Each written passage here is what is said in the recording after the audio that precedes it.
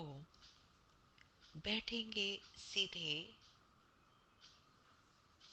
नेत्रों को कोमलता से बंद करेंगे। प्रातःकालीन वेला में परम पिता परमेश्वर का स्मरण करेंगे।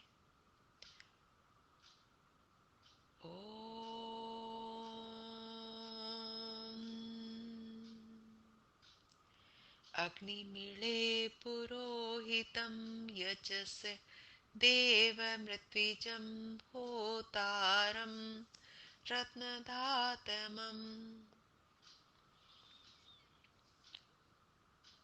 आइए वेदवाणियों के द्वारा परमपिता परमेश्वर का स्तवन करें, तदनुसार कर्म करें। वेद ज्ञान का समुद्र है। आइए इस वेदवाणी का के द्वारा ज्ञान का वर्धन करते हैं और इस शब्दमयी वेदवाणी को अपने में विस्तृत करते हैं। प्रथम मंडल, प्रथम सूक्त, ऋग्वेद का 5वां मंत्र। मंत्र का शीर्षक है देव का देवों के साथ आगमन। मंत्र के ऋषि है मधुचंदा, देवता अग्नि, यानी कि मंत्र का विषय अग्नि परमपिता परमेश्वर। अग्नि परमपिता परमेश्वर का नाम है जो हमें आगे की ओर ले जाए, वही अग्नि। जो हमें ऊंचाई की ओर ले जाए, वही अग्नि। और परमपिता परमेश्वर हमें आगे की ओर ले जाते हैं, हमारा मार्गदर्शन करते हैं। मंत्र पाठ करते हैं।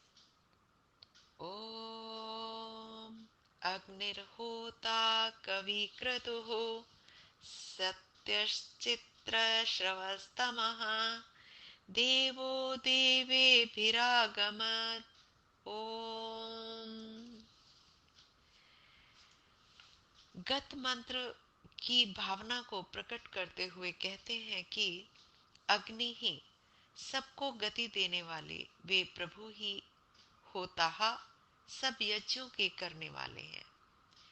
प्रभु की कृपा से ही हम उन यज्ञों के माध्यम बनते हैं और उन यज्ञों को पूर्ण होता हुआ देखते हैं।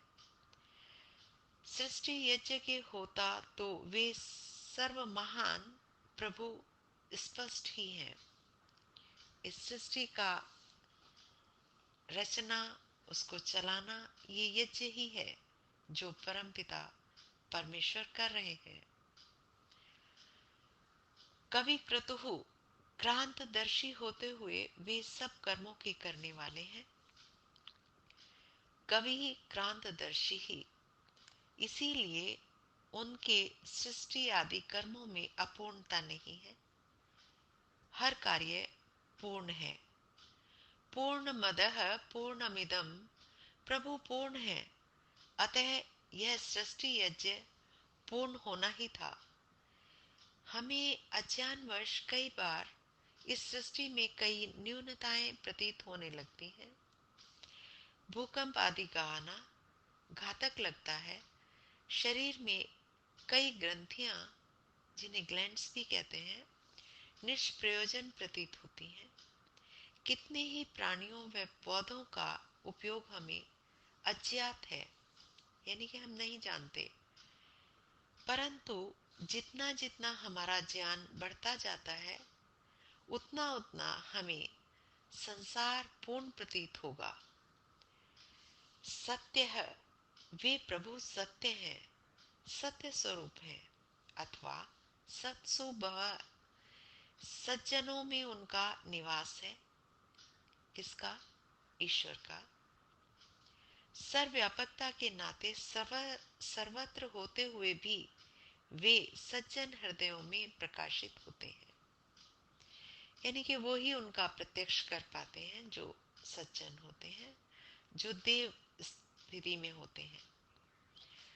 चित्र श्रवस्तमः, चित्र वे प्रभु सृष्टि के आरंभ में वेद ज्ञान देने वाले हैं।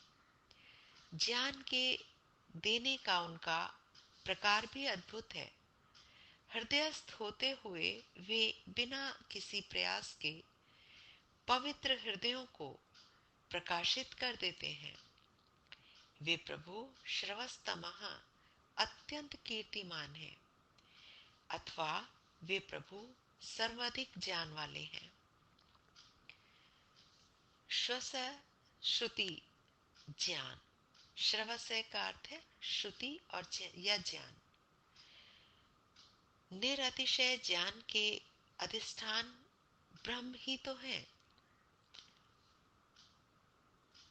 वे देवः सब दिव्य गुणों के पुंज ज्योतिर्मय प्रभु देवे भी देवताओं के साथ आगमत आते हैं।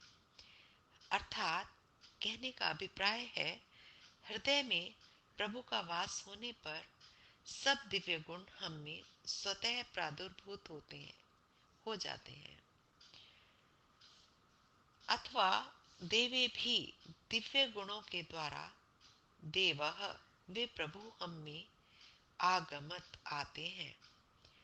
अर्थात प्रभु प्राप्ति का मार्ग यही है कि हम अपने आचरण को देव सदृश बनाएं। हमारे व्यवहार असुरों जैसे ना हो। देव का कहने का अभिप्राय है, देव होते हैं जो देते ही है। वो ज्ञान हो, वो उत्तम गुण हो, वो स्वाध्याय हो, वो देने का ही कार्य करते हैं। देव दो तरह के होते हैं, चेतन और जड़। पृथ्वी, आकाश, सूर्य, चंद्रमा, ये सब हमें दे रहे हैं, ये जड़ देवता है।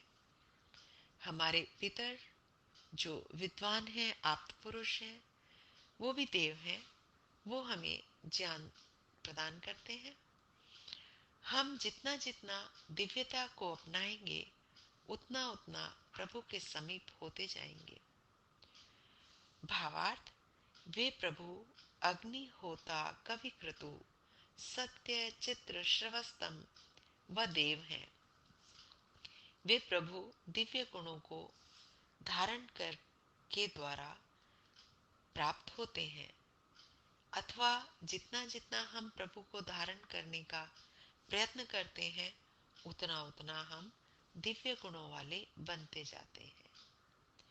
तो दिव्य गुणों को धारण करें और प्रभु के और समीप होते जाएं। ओम इति शम।